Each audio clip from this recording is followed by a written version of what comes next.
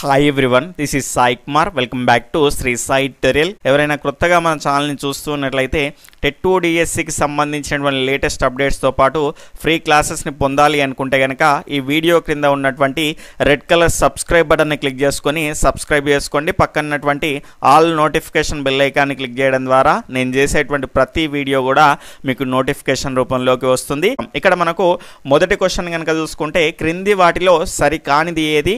Option 1, ఉపాధ్యాయులు పాఠ్యాంశాలని ఎందుకు బోధించాలి అని తెలిపేవేటి ఏంటి అంటే లక్ష్యాలు. ఆప్షన్ 2, పాఠ్యాంశాలని ఏ విధంగా బోధించాలో తెలిపేటివేంటి అంటే అభ్యసన అనుభవాలు. ఇక్కడ సరికానిది ఏది అని క్వశ్చన్. ఆప్షన్ 1 1, 2, ఆప్షన్ 2 1 మాత్రమే, ఆప్షన్ 3 2 మాత్రమే, ఆప్షన్ 4 ఏది కాదు. ఫాస్ట్గా మీ యొక్క ఆన్సర్ని ఇక్కడ లైవ్ చాట్ అనేటువంటి బటన్ ద్వారా మీరు ఆన్సర్ చేస్తూ ఉండండి. ఈ లైవ్ అయిపోయిన తర్వాత చూసేటువంటి వాళ్ళకు మీకు ఆ బటన్ అనేది యూజ్ అవ్వదు కాబట్టి వీడియోని పాజ్ చేసి మీ యొక్క క్వశ్చన్స్ని అటెంప్ట్ చేయండి. ఇక్కడ దీని యొక్క సరి అయినటువంటి సమాధానం ఆప్షన్ 4 అండి, ఏది కాదు. ఎందుకు అంటే సరికానిది ఏది అని అడగడం జరిగింది. ఇవి రెండు కూడా సరి అయినటువంటి స్టేట్మెంట్లే కాబట్టి ఏది కాదు అనేది మన యొక్క ఆన్సర్ అవుతుంది. ఎందుకో ఇప్పుడు మనం తెలుసుకునేటువంటి ప్రయత్నం చేద్దాం. ఉపాధ్యాయులు పాఠ్యాంశాలని ఎందుకు బోధించాలి అని తెలిపేటివి ఏంటి అంటే లక్ష్యాలు. ఎగ్జాంపుల్గా గాంధీజీ అనేటువంటి ఒక పాఠ్యాంశాన్ని మనం బోధించాలి అనుకున్నాం అనుకోండి, దాని నుంచి ఏం నేర్పిస్తాం మనము? సత్యము, అహింస, ఈ రకమైనటువంటి అంశాలని మనం నేర్పిస్తాము. కాబట్టి ఇక్కడ చూసుకుంటే గాంధీజీ అనేటువంటి పాఠ్యాంశాన్ని ఎందుకు బోధించాలి మనము? సత్యము, అహింస, ధర్మం, ఈ రకమైనటువంటి అంశాలు పిల్లలకు నేర్పించడానికి ఆ రకమైనటువంటి పాఠ్యాంశాన్ని బోధించాలి. అంటే మనకి ఇక్కడ ఒక లక్ష్యాన్ని ఏర్పాటు చేసుకున్నాం కాబట్టి మనకి ఎందుకు బోధించాలో ఇక్కడ క్లియర్గా తెలుస్తుంది. కాబట్టి ఎందుకు బోధించాలి అని తెలిపేటివి ఏంటి అంటే లక్ష్యాలు. అదేవిధంగా పాఠ్యాంశాలని ఏ విధంగా బోధించాలో తెలుపునవి ఏంటి అంటే అభ్యసన అనుభవాలు. ఇది కూడా సరి అయింది. అభ్యసన అనుభవాలని మనము బోధనా పద్ధతులు అని కూడా అంటాము. ఇక్కడ ఇబ్బంది పడేటువంటి అవకాశం అనేది ఉంటుంది కాబట్టి ఈ రకంగా క్వశ్చన్ అనేది ఇవ్వడం జరిగింది. ఇచ్చిన కొన్ని ప్రశ్నలు అయినా కూడా మిమ్మల్ని ఆలోచింపజేసే విధంగా ఉంటాయి కాబట్టి అందుకే మన యొక్క లైవ్ టెస్ట్లకు అంత ప్రాధాన్యత అనేది ఉండడం జరుగుతుంది. దాని తర్వాత రెండవ ప్రశ్న, ఇది గతంలో వచ్చినటువంటి ప్రశ్న. క్వశ్చన్ చూసి ఇబ్బంది పడకండి, కొన్ని చేంజెస్ అనేటివి చేయడం జరిగింది. విజ్ఞాన శాస్త్ర బోధనా ఉద్దేశాలు మరియు లక్ష్యాలకు సంబంధించి సరికానిది ఏది? ఇక్కడ ఆప్షన్ 1, లక్ష్యాలు ఉద్దేశం నుండి రూపొందించబడి వాటి సాధన ఉద్దేశ ప్రాప్తికి సోపానాలుగా పనిచేస్తాయి. అదేవిధంగా మనకి ఇక్కడ రెండవ అంశము, ఉద్దేశం లక్ష్యాలుగా విభజించకుండానే స్వల్పకాలంలో అధిక కృషితో సాధించడానికి వీలవుతుంది. ఇక్కడ ఆప్షన్ 3, ఉద్దేశము వ్యక్తి యొక్క సమగ్ర వికాసానికి సంబంధించిందై పాఠశాల పరిధికి మించినదై ఉండగా లక్ష్యం స్పష్టమైనది, వెంటనే సాధించగలిగే విధంగా విద్యార్థుల్లో గమనించగలిగే మార్పును మనం ఒక పీరియడ్లో తేగలిగేదై ఉంటుంది. అదేవిధంగా ఆప్షన్ 4, ఉద్దేశం దీర్ఘకాలంలో సాధించబడేది కాగా అదేవిధంగా లక్ష్యం అనేది సమీప కాలంలో సాధించగలిగేది, అర్థవంతమైనది, స్పష్టమైనది మరియు నిర్దిష్టంగా నిర్వచించబడినది అయి ఉండాలి. ఈ రకంగా మనకు ఆప్షన్స్ అనేటివి ఉన్నాయి. సరికానిది అని అడగడం జరిగింది. ఆప్షన్ 1 1 2 3, ఆప్షన్ 2 వచ్చేసి 2, 3, ఆప్షన్ 3 2 మాత్రమే, ఆప్షన్ 4 2, 3, 4.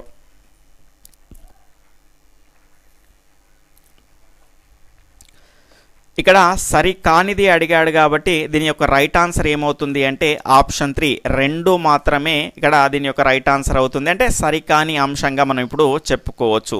ఉద్దేశం అనేది లక్ష్యాలుగా విభజించకుండానే అన్నాడు చూడండి.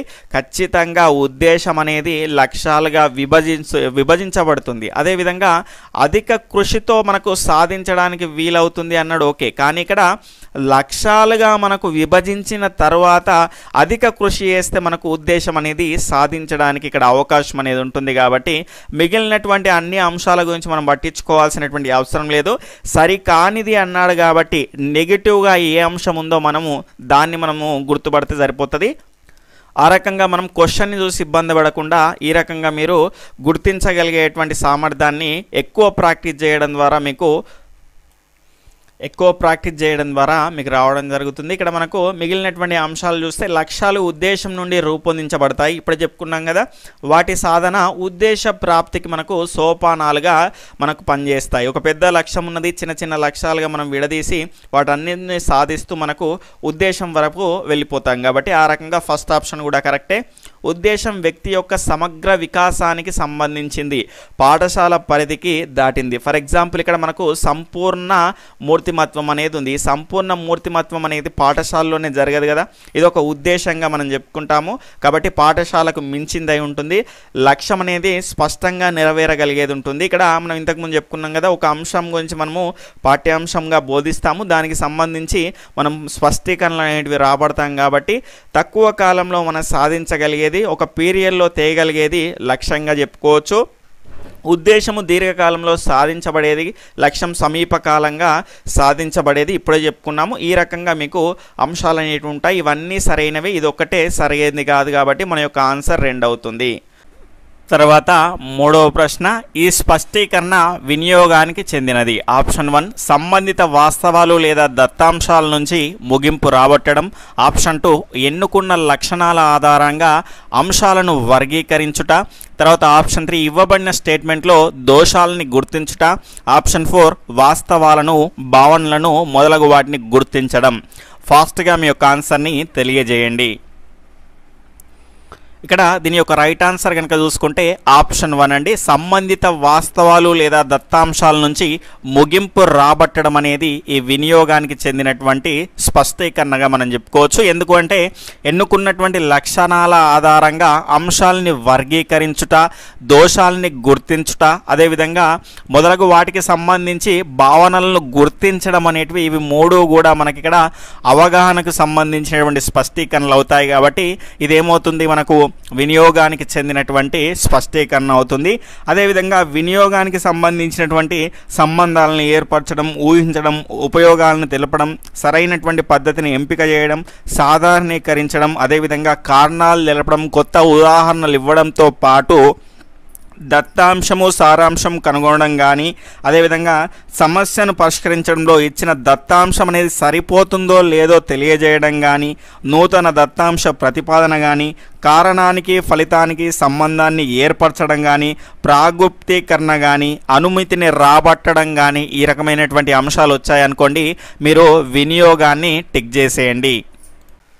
దాని తర్వాత 4వ ప్రశ్న కనుక చూసుకుంటే 10వ తరగతి విద్యార్థి రాష్ట్ర స్థాయిలో ఉత్తమ ఉపాధ్యాయుడు కావాలనుకోవడం. ఆప్షన్ 1 గమ్యము, ఆప్షన్ 2 ఉద్దేశము, ఆప్షన్ 3 లక్ష్యము, ఆప్షన్ 4 స్పష్టీకరణ.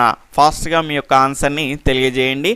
ఇంకా వీడియోని లైక్ చేయని వాళ్ళు ఎవరైనా ఉంటే ఖచ్చితంగా వీడియోని లైక్ చేసేటువంటి ప్రయత్నం చేయండి. ఇక్కడ దీని యొక్క సరి అయినటువంటి సమాధానం ఏంటి అంటే ఆప్షన్ 2 ఉద్దేశం అండి. ఎందుకు అంటే ఇది సాధించగలిగేదిగా ఉంది, కష్టపడితే మనకు సాధించగలిగేదిగా ఉంది కాబట్టి ఉద్దేశము. కొంత సమయం అయితే ఖచ్చితంగా పడుతుంది కాబట్టి సుదీర్ఘమైన చేరుకోవడానికి అవకాశం ఉన్నటువంటి అంశం కాబట్టి ఇది ఉద్దేశంగా మనం పరిగణించడం జరిగింది. ఇక్కడ గమ్యం కాదు, ఎందుకంటే మనకు హిందుత్వంలో మోక్షాన్ని సాధించడం, ఈ రకమైనటువంటి అంశాలు అవి మనకు ఎంత కష్టపడ్డా కూడా సాధించలేకపోవచ్చు. కానీ ఇక్కడ సాధించడానికి అవకాశం అనేది ఇక్కడ ఉంది కాబట్టి ఇది ఉద్దేశం అవుతుంది. తర్వాత 5వ ప్రశ్న, సాంఘిక శాస్త్రంలో క్రింది వాటిలో సరైనటువంటి క్రమాన్ని గుర్తించండి. అంటే ఆరోహణ క్రమమైనా పర్లేదు, అవరోహణ క్రమమైనా పర్లేదు. ఇక్కడ ఆప్షన్ 1 గమ్యము, ఉద్దేశము, లక్ష్యము, ఆప్షన్ 2 లక్ష్యము, ఉద్దేశము, గమ్యము, ఆప్షన్ 3 ఉద్దేశము, ఆశయం, లక్ష్యము, ఆప్షన్ 4 ఆశయము, గమ్యము, లక్ష్యము.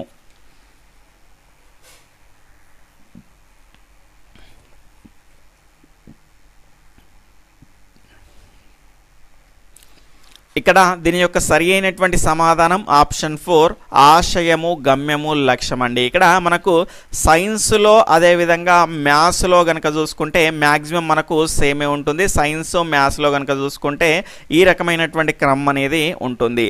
గమ్యము, దాని తర్వాత ఉద్దేశము, దాని తర్వాత లక్ష్యము. గమ్యం చాలా పెద్దది, దాని తర్వాత పెద్దది ఉద్దేశము, దాని తర్వాత మనకు లక్ష్యం, ఈ రకంగా ఉంటుంది. దాని తర్వాత కనుక చూసుకుంటే ఈ ఉద్దేశాన్ని మనము సైన్స్ లేదా మ్యాథ్స్లో కనుక చూసుకుంటే ఆశయం అని అంటాము. ఇదే రకంగా మనకు మ్యాక్సిమం ఎగ్జామ్లో కూడా ఇస్తూ ఉన్నాడు. అదేవిధంగా మనకు సోషల్కి వచ్చేసరికి ఇక్కడ తేడా అనేది ఉంటుంది. గమ్యం అనేది చిన్నదైపోతుంది, ఆశయము లేదా ఉద్దేశం అనేది పెద్దది, ఉన్నతమైనది అవుతుంది. కాబట్టి ఈ రకంగా మనకు సోషల్లో కనుక చూసుకుంటే ఈ రకమైనటువంటి ప్యాటర్న్ అనేది ఉంటుంది. ఆశయము లేదా ఉద్దేశం అనేది పెద్దది, దాని తర్వాత గమ్యము, దాని తర్వాత లక్ష్యం. ఈ గమ్యం నుంచి లక్ష్యము, ఆశయం నుంచి గమ్యము, తర్వాత ఈ రకంగా మనకు ఏర్పడుతుంది. తర్వాత ప్రశ్న 6వ ప్రశ్న, క్రింది వాటిలో సరైనది ఏది? ఇక్కడ విద్యార్థి ప్రవర్తనను మొట్టమొదటిసారిగా వర్గీకరించింది బ్లూమ్స్. దాని తర్వాత ఆప్షన్ 2 1956లో అమెరికాలోని బోస్టన్ నగరం సమావేశంలో విద్యార్థి ప్రవర్తనను ఇక్కడ 3 రంగాలుగా విభజించారు. సరైనది ఏది అని క్వశ్చన్.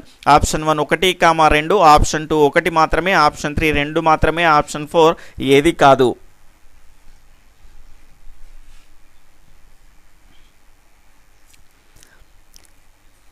ఇక్కడ దీని యొక్క సరి అయినటువంటి సమాధానాన్ని కనుక చూసుకుంటే ఆప్షన్ 2 1 మాత్రమే సరి అయినది. రెండవది ఎందుకు సరి అయినది కాదు అంటే ఇక్కడ 1956లో కాదండి, 1948లో అమెరికాలోని బోస్టన్ నగరంలో సమావేశంలో కనుక చూసుకుంటే విద్యార్థి ప్రవర్తనను 3 రంగాలుగా విభజించినటువంటి వ్యక్తి ఎవరు అంటే మనకు మొట్టమొదటిసారిగా ఈ రకమైనటువంటి విభజన చేసినటువంటి వ్యక్తి BS Blooms, Benjamin Samuel Blooms అని అంటాము. తర్వాత 7వ ప్రశ్న, క్రింది వాటిలో సరైనవి ఏవి? ఇక్కడ ఆప్షన్ 1 ఉద్దేశాలు సాధించవచ్చు, సాధించలేకపోవచ్చు, ఇవి పాఠశాల పరిధి దాటినవి. ఆప్షన్ 2 లక్ష్యాలు ఖచ్చితంగా సాధించబడతాయి, పాఠశాల పరిధిలోనే ఉంటాయి. ఆప్షన్ 1 1, 2, ఆప్షన్ 2 1 మాత్రమే, ఆప్షన్ 3 2 మాత్రమే, ఆప్షన్ 4 ఏదీ కాదు.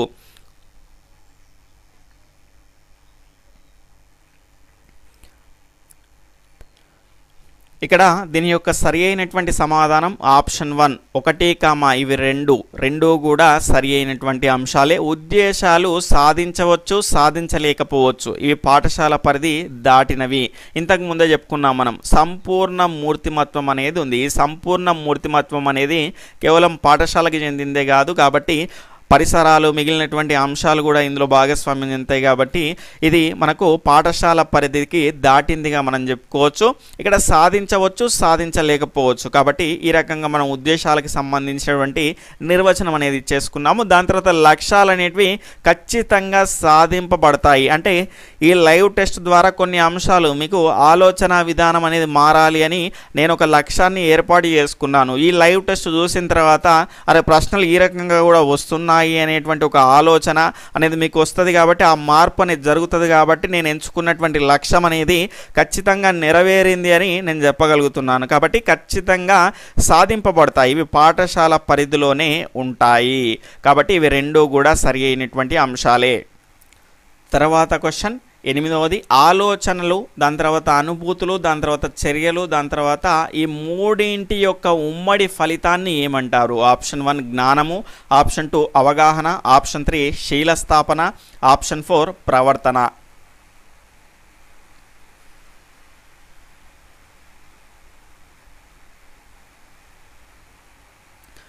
వర్షం అయితే వస్తుంది, ఆ వాయిస్ అనేది వినిపిస్తుందా అండి మీకు?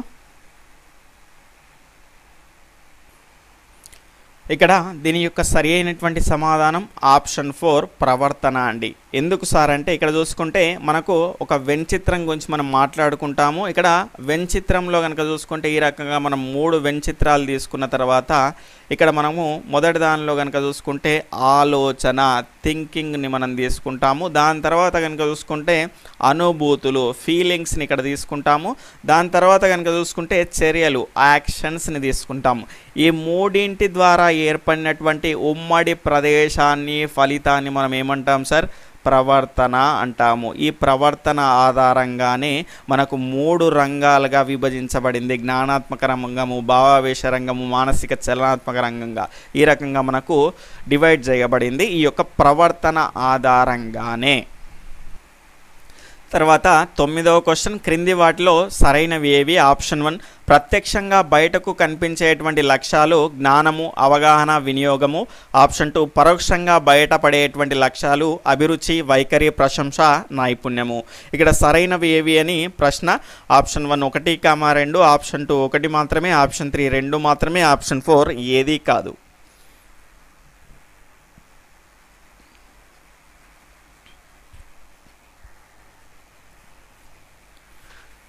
ఇక్కడ దీని యొక్క సరి అయినటువంటి సమాధానం ఆప్షన్ 1 1, 2 కూడా సరి అయినవి. చాలా ముఖ్యమైనటువంటి అంశం అండి ఇది. ఇక్కడ ప్రత్యక్షంగా బయటికి కనిపించేటువంటి లక్ష్యాలు అంటే ఏదైనా ఒక అంశం పైన మన యొక్క జ్ఞానం కానీ మన యొక్క అవగాహన కానీ అదేవిధంగా వినియోగం కానీ మనం చేసేటువంటి పనుల ద్వారా మనకు బయటికి ప్రత్యక్షంగా బయటపడుతుంది ఈ అంశాల ద్వారా. అదేవిధంగా పరోక్షంగా బయటపడేటువంటి లక్ష్యాలు నీ యొక్క అభిరుచి కానీ నీ యొక్క వైఖరి కానీ నువ్వు దేన్ని ప్రశంసిస్తావో ఈ రకమైనటువంటి నైపుణ్యాలు అనేవి మనకు డైరెక్ట్గా బయటికి కనిపించవు. పరోక్షంగా మనం చేసేటువంటి పనుల ద్వారా కనుక చూసుకుంటే మనకు అవి బయటపడుతూ ఉంటాయి. కాబట్టి పరోక్షంగా బయటపడేటువంటి లక్ష్యాలు అభిరుచి, వైఖరి, ప్రశంస, నైపుణ్యం. అదేవిధంగా ప్రత్యక్షంగా బయటకు కనిపించేటువంటి లక్ష్యాలు కనుక చూసుకుంటే జ్ఞానము, అవగాహన, వినియోగం. చాలా ముఖ్యమైనటువంటి అంశం అండి ఇది. తర్వాత 10వ క్వశ్చన్, జ్ఞానాత్మక రంగంలో వినియోగం లక్ష్యం కన్నా తక్కువ స్థాయి లక్ష్యం ఏది? ఆప్షన్ 1 మూల్యాంకనం, ఆప్షన్ 2 విశ్లేషణ, ఆప్షన్ 3 సంశ్లేషణ, ఆప్షన్ 4 అవగాహన.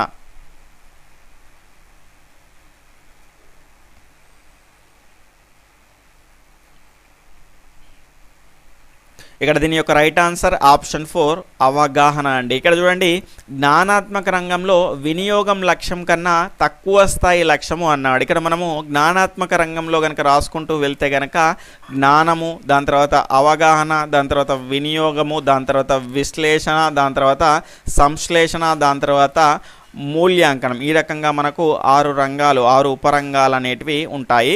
ఇందులో కనుక చూసుకుంటే ఇక్కడ ఏమన్నాడు, వినియోగం కంటే తక్కువ స్థాయి లక్ష్యము అన్నాడు. అంటే దానికి ముందుది ఏమవుతుంది, అవగాహన. ఈ రకంగా అవగాహన కంటే తక్కువ స్థాయి లక్ష్యము అన్నాడు అనుకోండి, జ్ఞానం అవుతుంది. తర్వాత 11వ ప్రశ్న, ఎక్స్ట్రాపులేషన్ అనేటువంటి అంశము ఇందులో ఉంటుంది. ఆప్షన్ 1 సంశ్లేషణ, ఆప్షన్ 2 అవగాహన, ఆప్షన్ 3 వినియోగము, ఆప్షన్ 4 విశ్లేషణ.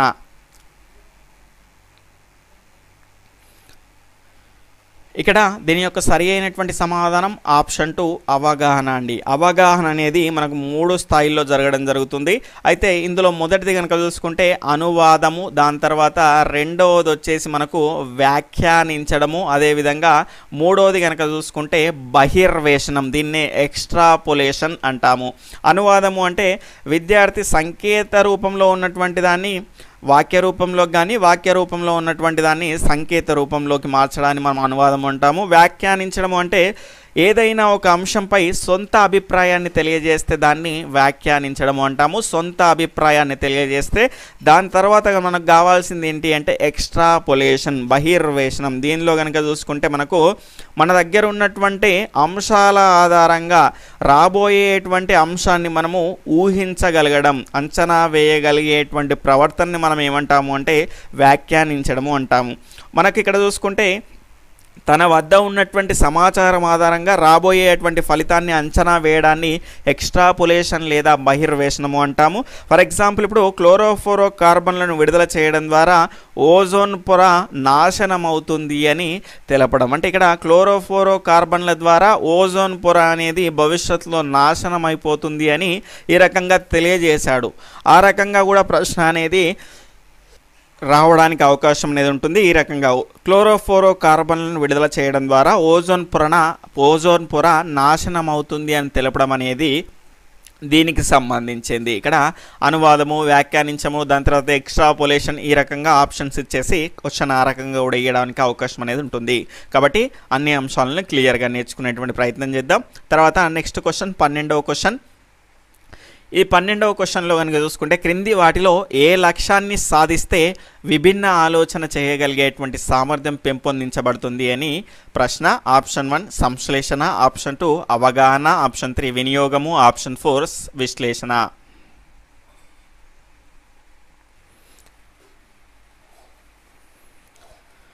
ఇక్కడ దీని యొక్క సరి అయినటువంటి సమాధానం ఆప్షన్ 1 సంశ్లేషణ అండి. ఇక్కడ క్రింది వాటిలో ఏ లక్ష్యాన్ని సాధిస్తే విభిన్న ఆలోచన చేయగలిగేటువంటి సామర్థ్యం పెంపొందించబడుతుంది అని అడగడం జరిగింది. ఇక్కడ విభిన్న ఆలోచన అనగానే మనకు గుర్తుకు రావాల్సింది ఏంటి అంటే సృజనాత్మకత. సృజనాత్మకత ఉన్నటువంటి వాళ్లకు విభిన్న ఆలోచన అనేది ఉంటుంది. ఒక ప్రశ్నకు అనేక సమాధానాలు అయితే ఇవ్వడం జరుగుతుంది. ఆ రకంగా మనకు విభిన్న ఆలోచన అంటే గుర్తుకు రావాల్సింది సృజనాత్మకత. సృజనాత్మకత అనేది ఎందులో మనకు బయటకు వస్తుంది అంటే సంశ్లేషణ. విశ్లేషణ కంటే కష్టమైంది, చిన్న చిన్న భాగాల్ని మనం ఏకం చేసి సమస్యను పరిష్కరించడాన్ని మనం ఏమంటాము అంటే విశ్లేషణ అంటాము.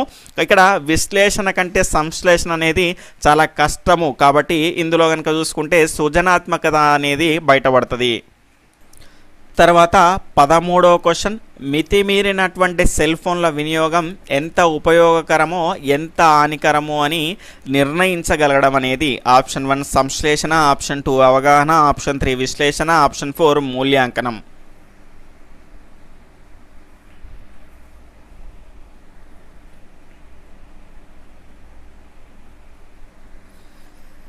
ఇక్కడ దీని యొక్క సరి అయినటువంటి సమాధానం ఆప్షన్ 4 మూల్యాంకనం అండి. ఇక్కడ మితిమీరినటువంటి సెల్ ఫోన్ల వినియోగం ఎంత ఉపయోగకరం ఎంత హానికరం అంటే ఇక్కడ జాగ్రత్తగా గమనించాల్సినటువంటి అంశం ఏంటి అంటే విద్యార్థి అంతర్గత బహిర్గత సాక్ష్యాల ఆధారంగా ఏదైనా ఒక అంశానికి సంబంధించి ఉత్తమ, మధ్యమ, అధమ లేదంటే మంచి చెడుగా మనం నిర్ణయించగలుగుతున్నాము అంటే అక్కడ మనం సాధించింది ఏంటి అంటే మూల్యాంకనం. ఇది అత్యున్నత స్థాయి లక్ష్యం. ఇక్కడ దీని యొక్క ఆన్సర్ మూల్యాంకనం. ఉత్తమ, అధమ లేదంటే మంచి చెడు ఈ రకంగా మనం నిర్ణయించామనుకోండి ఖచ్చితంగా అది ఏమవుతుంది అంటే మూల్యాంకనం అవుతుంది. దాని తర్వాత 14వ క్వశ్చన్, అంతర్గత బాహ్య సాక్ష్యాధారాలతో తీర్పునిచ్చేటువంటి సామర్థ్యాలు అన్నవి స్థాయిలుగా గల లక్ష్యం అనేది ఏది?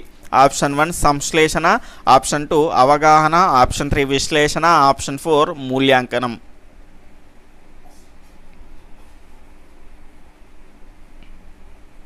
ఆల్రెడీ ఇప్పుడే మనం క్లియర్గా చెప్పుకోవడం జరిగింది. ఇక్కడ మూల్యాంకనం అనేది విద్యార్థి అంతర్గత బహిర్గత సాక్ష్యాల ఆధారంగా మనము తెలియజేయడం జరుగుతుంది. అంటే ఈ అంతర్గత బాహ్య సాక్ష్యాధారాలతో తీర్పునిచ్చేటువంటి సామర్థ్యాలు ఉన్నటువంటి అంశం ఏంటి అంటే మూల్యాంకనం అవుతుంది. ఇది అత్యున్నత స్థాయి లక్ష్యం. ఇందులో జ్ఞానాత్మక రంగంలో వాటిలో సరైనవి ఏవి? ఉపాధ్యాయుడు తరగతి గదికి వెళ్లే ముందు విద్యార్థులకు ఏమి బోధించాలి అని అనుకుంటాడో అదే విద్యా లక్ష్యము. స్టేట్మెంట్ 2, తరగతి గదిలో బోధనాభ్యసన ప్రక్రియ జరుగుతున్నప్పుడు విద్యార్థుల నుండి వచ్చేటువంటి ప్రతిస్పందనలే స్పష్టీకరణలు. సరైనవి ఏవి అని అడగడం జరిగింది. ఆప్షన్ 1 1, 2, ఆప్షన్ 2 1 మాత్రమే, ఆప్షన్ 3 2 మాత్రమే, ఆప్షన్ 4 ఏది కాదు. ఫాస్ట్గా మీ యొక్క ఆన్సర్ని కామెంట్ చేస్తూ ఉండండి.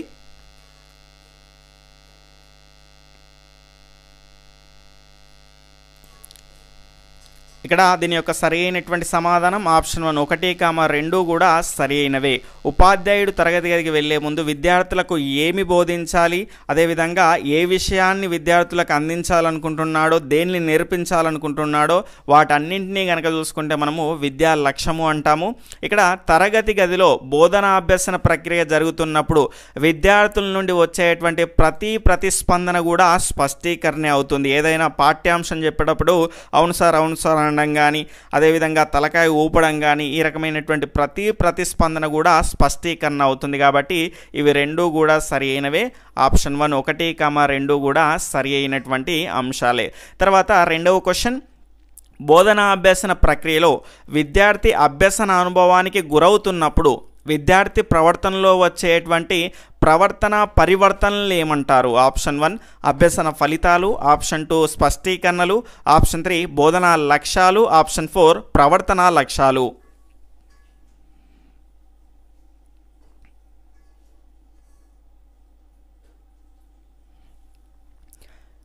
ఇక్కడ దీని యొక్క సరి అయినటువంటి సమాధానం ఆప్షన్ 2 స్పష్టీకరణలండి. ఇక్కడ బోధనాభ్యసన ప్రక్రియ జరుగుతున్నటువంటి సందర్భంలో విద్యార్థికి సంబంధించినటువంటి ఫర్ ఎగ్జాంపుల్ ఒక ఆహారానికి సంబంధించినటువంటి పాఠ్యాంశాన్ని బోధించేటువంటి సందర్భంలో దానికి సంబంధించినటువంటి నాలెడ్జ్ అనేది అంతకుముందు ఆ విద్యార్థికి ఉండకపోవచ్చు. ఆ పాఠ్యాంశం విన్న తర్వాత అతని యొక్క ప్రవర్తనలో ఖచ్చితంగా పరివర్తన అనేది వస్తుంది. ఇప్పటి నుంచి మనం ఈ రకమైనటువంటి ఆహారాన్ని తినాలి, ఈ కాలంలో ఈ రకమైనటువంటి వాటర్ తాగాలి, ఆ రకంగా అతని యొక్క పరివర్తన అనేది రావడం జరుగుతుంది ప్రవర్తనలో. దాన్నే మనం ఏమంటాము అంటే స్పష్టీకరణలు అంటాము. చాలా ఇంపార్టెంట్ నిర్వచనం అండి, ఎగ్జామ్లో రావడానికి అవకాశం ఉన్నటువంటి నిర్వచనం. దాని తర్వాత 3వ క్వశ్చన్, పాఠ్యాంశం పూర్తయిన తర్వాత ఆ పాఠానికి సంబంధించినటువంటి లక్ష్యాలు లేదా లక్షణాలు విద్యార్థి మెదడులో నిలిచి ఉండడం అనేది. ఆప్షన్ 1 కనీస అభ్యసన స్థాయి, ఆప్షన్ 2 అభ్యసన ఫలితం, ఆప్షన్ 3 వచ్చేసి మనకు ప్రవర్తన లక్ష్యము, ఆప్షన్ 4 వచ్చేసి ప్రావీణ్యత స్థాయి. ఫాస్ట్గా మీ యొక్క ఆన్సర్ని తెలియజేయండి. ఇంకా లైక్ చేయని వాళ్ళు ఎవరైనా ఉంటే తప్పకుండా లైక్ చేసేటువంటి ప్రయత్నం చేయండి. మిగతా వాళ్ళకు కూడా రీచ్ అయ్యేటువంటి అవకాశం అనేది ఉంటుంది.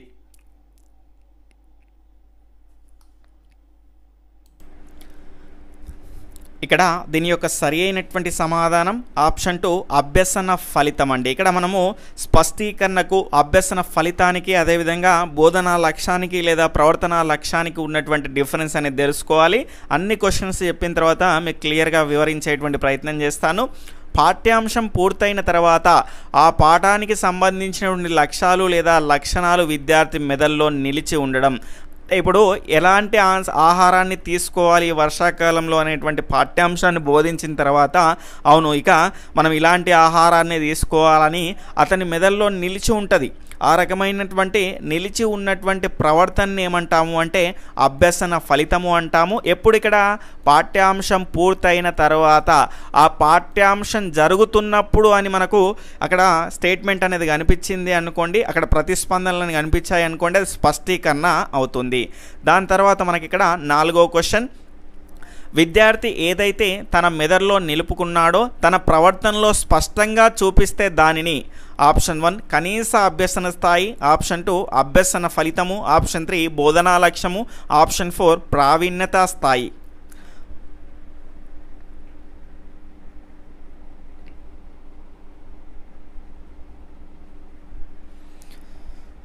ఇక్కడ దీని యొక్క సరి అయినటువంటి సమాధానం ఆప్షన్ 3 బోధనా లక్ష్యము. దీన్నే మనం ప్రవర్తనా లక్ష్యము అంటాము. ఫర్ ఎగ్జాంపుల్ ఇప్పుడు ఆహారం అనేటువంటి పాఠ్యాంశాన్ని బోధించాలి అనుకోవడం అనేది లక్ష్యము. బోధించిన తర్వాత ఇలాంటి ఆహారాన్ని ఇక ముందు మనం తీసుకోవాలి అని అతని మెదడులో నిలిచి ఉండడం అనేది అదేంటి అంటే మనకు అభ్యసన ఫలితం అవుతుంది. అలా కాకుండా అతని ప్రవర్తనలో చూపెట్టాడు అనుకోండి, ఫర్ ఎగ్జాంపుల్ ఇంటికి వెళ్ళిన తర్వాత చల్లటి అన్నం ఉంది, ఎప్పుడో నిన్నటి అన్నం ఉంది, అది తినకూడదు, అలాంటి ఆహారం తింటే కడుపు పాడవుతుంది అని ఇంట్లో అమ్మతో చెప్పి అలాంటి ఆహారం మనం తినకూడదు, రాత్రే మనం తక్కువ పెట్టుకొని వీలైనంత సరిపడేంత అన్నం పెట్టుకొని వేడి వేడి అన్నం అనేది తినాలి అని ఆ రకంగా ప్రవర్తనలో చూపెట్టాడు అనుకోండి, అది ఏమవుతుంది అంటే బోధనా లక్ష్యం అవుతుంది. దాని తర్వాత కనుక చూసుకుంటే ఈగలు వాలినటువంటి ఆహారాన్ని తినకూడదు అని మైండ్లో అనుకోవడం ఏమో అది అభ్యసన ఫలితం అవుతుంది.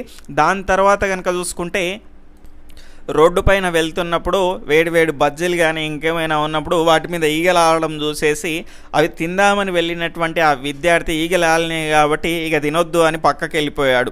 ఆ రకంగా చూసుకుంటే అది ఏమవుతుంది అంటే బోధనా లక్ష్యము అవుతుంది, లేదా దాన్ని మనము ప్రవర్తన లక్ష్యము అంటాము. దాని తర్వాత కనుక చూసుకుంటే 5వ క్వశ్చన్, ఉపాధ్యాయుడు చెప్పినటువంటి పాఠం విద్యార్థులకు 80% అర్థమైతే దాన్ని ఈ స్థాయిగా పిలుస్తారు. ఆప్షన్ 1 కనీస అభ్యసన స్థాయి, ఆప్షన్ 2 ప్రావీణ్యత స్థాయి, ఆప్షన్ 3 అత్యున్నత ప్రతిభా స్థాయి, ఆప్షన్ 4 ఉన్నత ప్రతిభా స్థాయి.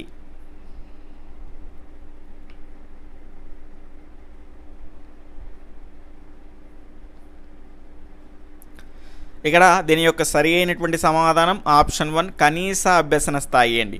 ఉపాధ్యాయుడు చెప్పినటువంటి పాఠం విద్యార్థులకు 80% మాత్రమే అర్థమైంది అనుకోండి, ఈ స్థాయిని మనం ఏమంటాము అంటే కనీస అభ్యసన స్థాయి అంటాము.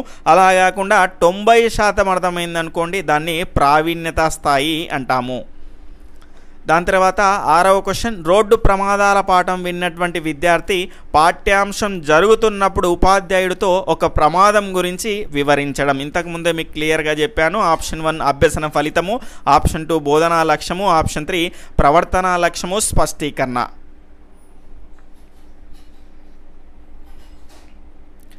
ఇక్కడ దీని యొక్క సరి అయినటువంటి సమాధానం ఏమవుతుంది అంటే ఆప్షన్ 4 స్పష్టీకరణ అవుతుంది.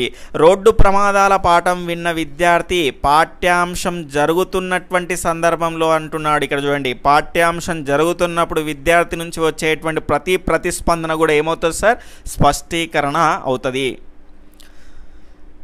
దాని తర్వాత 7వ ప్రశ్న, ఉద్దేశం అనేది మన కళ్ళ ముందు కనిపిస్తూ మనకు దిశానిర్దేశం చేస్తూ మనం చేసేటువంటి ప్రతి పనిని ప్రభావితం చేస్తూ మనల్ని సరైన మార్గంలో నడిపించేది అని తెలియజేసినటువంటి వాళ్ళు ఎవరు?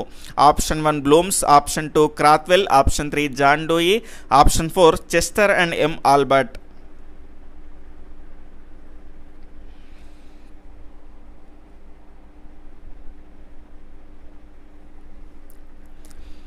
ఇక్కడ దీని యొక్క సరి అయినటువంటి సమాధానం ఆప్షన్ 3 జాన్ డూయి అండి. ఈ రకమైనటువంటి నిర్వచనం ఇచ్చింది ఎవరు అంటే ఆప్షన్ 3 జాన్ డూయి గారు. దాని తర్వాత మనకి ఇక్కడ 8వ క్వశ్చన్, క్రింది వాటిలో అసంబద్ధ వాక్యం ఏది? ఆప్షన్ 1 గమ్యాలు దగ్గరి ఉద్దేశాలు, లక్ష్యాలు ఉద్దేశాల నుంచి ఉద్భవిస్తాయి, గమ్యాల పరిధి విశాలమైనది. ఆప్షన్ 4 విషయాన్ని బట్టి లక్ష్యాలు మారుతూ ఉంటాయి.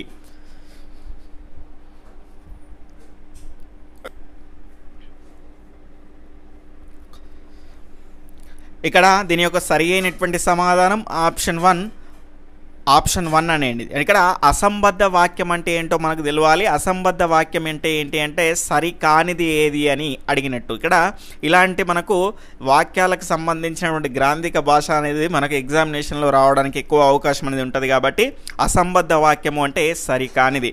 గమ్యాలు అనేటివి దగ్గరి ఉద్దేశాలు కాదండి, సుదూరమైనటువంటి చాలా ఎక్కువ మొత్తంలో మనం సాధించాలి అనుకునేటువంటి సూక్ష్మంలో మోక్షం పొందడం ఆ రకమైనటువంటి, అంటే పోలియోని ప్రపంచవ్యాప్తంగా మొత్తంగా నిర్మూలించడం ఆ రకంటే చాలా పెద్ద పెద్ద వాటిని మనం ఏమంటామంటే గమ్యాలు అంటాం. కాబట్టి అవి సుదూరమైనటువంటివి, దగ్గరవి కాదు. ఇవన్నీ కూడా మనకు తెలిసినటువంటి అంశాలే. లక్ష్యాలు ఉద్దేశాల నుంచే ఉద్భవిస్తాయి. గమ్యాల పరిధి విశాలమైనది, ఇప్పుడే మనం చెప్పుకున్నాం కదా, చాలా విశాలమైనటువంటివి, దగ్గరవి మాత్రం కాదు.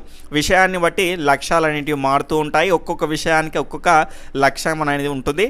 దాని తర్వాత మనకి ఇక్కడ చూసుకుంటే ఎక్కడికి వెళ్తున్నామో, ఎందుకు వెళ్తున్నామో, ఎలా వెళ్తున్నామో తెలియక చేసేటువంటి ప్రయాణం ఎన్ని రోడ్లు తిప్పినా గమ్యాన్ని చేర్చలేదు. అదేవిధంగా ఉద్దేశాలు లేని బోధన లక్ష్యాన్ని నెరవేర్చలేదు అని అన్నది ఎవరు?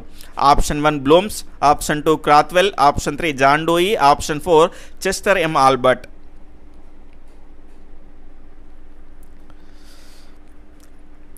ఈ రకమైనటువంటి గమ్మత్తైన నిర్వచనాన్ని ఇచ్చింది చెస్టర్ ఎం ఆల్బర్ట్. తర్వాత 10వ క్వశ్చన్, క్రింది వాటిలో సరైనటువంటి స్పష్టీకరణ ఏది? విద్యార్థి అర్థవంతంగా అనర్గళంగా వివరిస్తాడు. స్టేట్మెంట్ 2 ఉపాధ్యాయుడు చతురస్రానికి దీర్ఘచతురస్రానికి తేడాలు తెలుపును. తర్వాత ఆప్షన్ 3 విద్యార్థులందరూ భారతదేశంలో తెలంగాణ మరియు ఆంధ్రప్రదేశ్ను గుర్తిస్తారు. ఆప్షన్ 4 విద్యార్థి నీటి సాంద్రతలను ఇతర సాంద్రతలతో పోలుస్తాడు.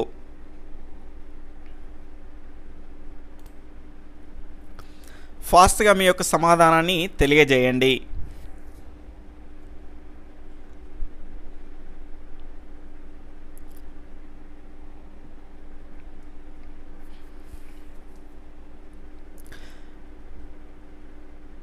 ఇక్కడ సరైన స్పష్టీకరణ ఏది అని అడగడం జరిగింది. Option 4 is right answer. ఎందుకు సార్ అంటే ఇక్కడ విద్యార్థి అర్థవంతంగా అనర్గళంగా వివరిస్తాడు. దేన్ని వివరిస్తాడు అన్నదా ఇక్కడ స్పష్టంగా లేదు. స్పష్టీకరణ ఎప్పుడైనా కూడా స్పష్టంగా ఉండాలి. తర్వాత ఉపాధ్యాయుడు చతురస్రానికి దీర్ఘచతురస్రానికి తేడాలు తెలుపును. ఇక్కడ కర్త ఎవరు సార్? ఉపాధ్యాయుడు. ఎప్పుడూ కూడా స్పష్టీకరణలో మనం గుర్తుపెట్టుకోవాల్సినటువంటి అంశం ఏంటి అంటే విద్యార్థినే కర్తగా చేసి చెప్పాలి.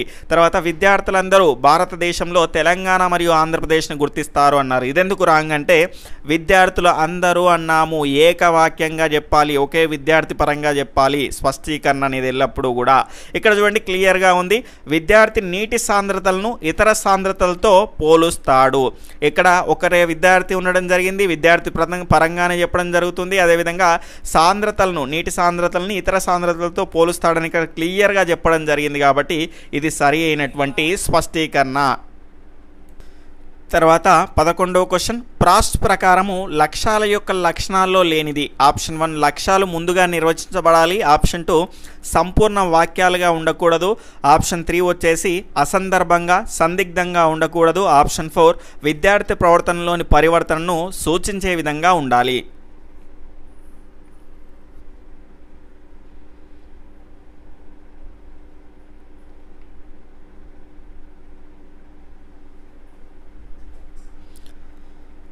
ఇక్కడ దీని యొక్క సరి అయినటువంటి సమాధానం ఆప్షన్ 2 అండి. సంపూర్ణ వాక్యాలుగా ఉండకూడదు అనేది ఇందులో లేనిది.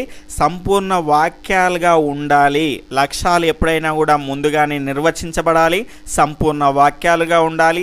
అసందర్భంగా సందిగ్ధంగా ఉండకూడదు. స్పష్టంగా ఉండాలి. ఎలాంటి మనకు లక్ష్యమైనా కూడా విద్యార్థి ప్రవర్తనలో పరివర్తనను సూచించే విధంగా ఈ లక్ష్యాలు అనేటివి ఉండాలి. ప్రాస్ట్ నియమాలు చాలా ఇంపార్టెంట్ అండి. ప్రతిసారి మనకు క్వశ్చన్ రావడానికి అవకాశం ఉన్నటువంటి ఏరియాగా మనం చెప్పుకోవచ్చు. సాధారణ భారత పౌరుడు రాష్ట్రపతి అవ్వాలనుకోవడం గమ్యము, ఉద్దేశము, లక్ష్యము, స్పష్టీకరణ.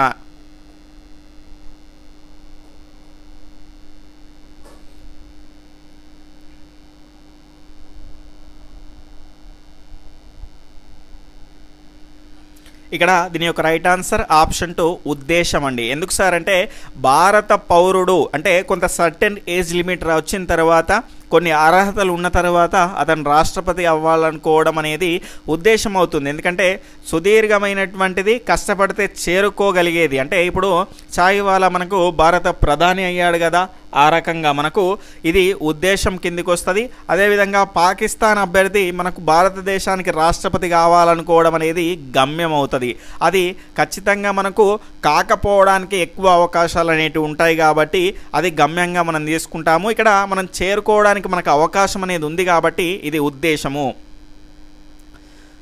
దాని తర్వాత ఇక్కడ 13వ క్వశ్చన్, క్రింది వాటిలో సరికానిది ఏది? జ్ఞానాత్మక రంగాన్ని సరళం నుంచి సంక్లిష్టం ఆధారంగా విభజించారు. స్టేట్మెంటు భావావేశ రంగాన్ని ఇక్కడ మనకు సమన్వయీకరణం ఆధారంగా విభజించారు. స్టేట్మెంట్ 3 మానసిక చలనాత్మక రంగాన్ని అంతర్వృద్ధీకరణ ఆధారంగా విభజించారు. ఆప్షన్ 1 1,2, ఆప్షన్ 2 2,3, ఆప్షన్ 3 1,3, ఆప్షన్ 4 ఏది కాదు.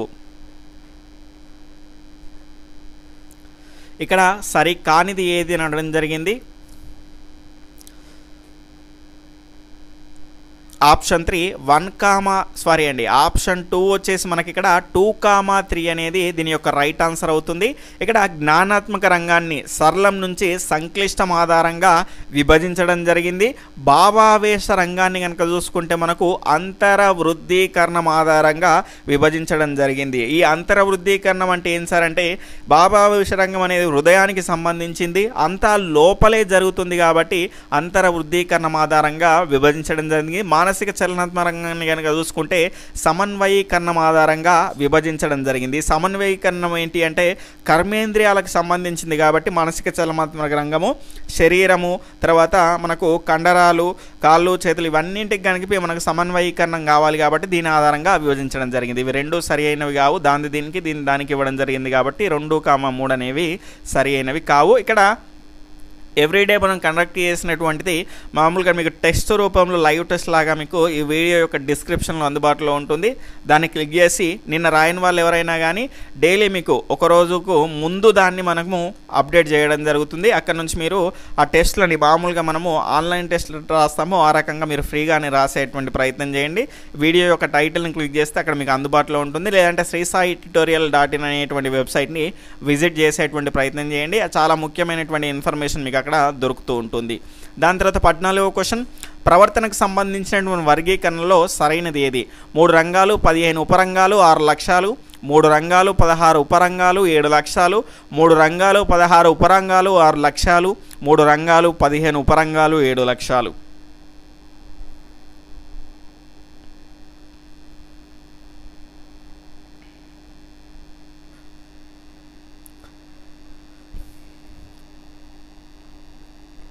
దీని యొక్క రైట్ ఆన్సర్ ఆప్షన్ 2 3 రంగాలు 16 ఉపరంగాలు 7 లక్ష్యాలండి. ఇక్కడ మనకు ప్రవర్తన కనుక చూసుకుంటే 3 రంగాలుగా విభజించడం జరిగింది. జ్ఞానాత్మక రంగము, అదేవిధంగా భావావేశ రంగము, దాని తర్వాత మానసిక చలనాత్మక రంగము, ఈ రకంగా 3 రంగాలుగా విభజించడం జరిగింది. ఇందులో కనుక చూసుకుంటే 16 ఉపరంగాలు, జ్ఞానాత్మక రంగంలో 6, అదేవిధంగా భావావేశ రంగంలో 5, దాని తర్వాత మానసిక చలనాత్మక రంగంలో 5, మొత్తంగా మనకు 16 ఉపరంగాలు అనేవి ఉన్నాయి. ఒక్కొక్క రంగంలో కనుక చూసుకుంటే అంటే ఒక్కొక్క జ్ఞానాత్మక రంగానికి సంబంధించి మనకు లక్ష్యాలు కనుక చూసుకుంటే 3 ఉంటాయి. అదేవిధంగా భావావేశ రంగానికి సంబంధించి మనకు 3 ఉంటాయి, అభిరుచి, వైఖరి, ప్రశంస. అదేవిధంగా మనకు మానసిక చలనాత్మక రంగంలో నుంచి చూసుకుంటే 1 ఉంటుంది, అదే నైపుణ్యము లేదా దాన్నే కౌశలము అంటాము. రేపు మనం క్లియర్గా వివరించుకునేటువంటి ప్రయత్నం చేద్దాం. ఇక్కడ భారీ వర్షం వచ్చే విధంగా ఉంది కాబట్టి వీలైనంత తొందరగా వీడియో కంప్లీట్ చేయాలనేటువంటి ఉద్దేశంతో కొంచెం ఫాస్ట్గా చెప్పడం జరుగుతుంది. రేపు వీలైనంత క్లియర్గా మనం ఎక్స్ప్లెయిన్ చేసుకునేటువంటి ప్రయత్నం చేద్దాం. ఇక్కడ మనకు 7 లక్ష్యాలు, అదేవిధంగా 16 ఉపరంగాలు 3 రంగాలుగా మనము విభజించడం జరిగింది. తర్వాత 15వ క్వశ్చన్, భావావేశ రంగంలో సంశ్లేషణ మరియు విశ్లేషణ అనేటివి ఎందులో ఉంటాయి? ఆప్షన్ 1 శీలస్థాపన, ఆప్షన్ 2 ప్రతిస్పందించడం, ఆప్షన్ 3 విలువ కట్టడం, ఆప్షన్ 4 వచ్చేసి వ్యవస్థాపనం.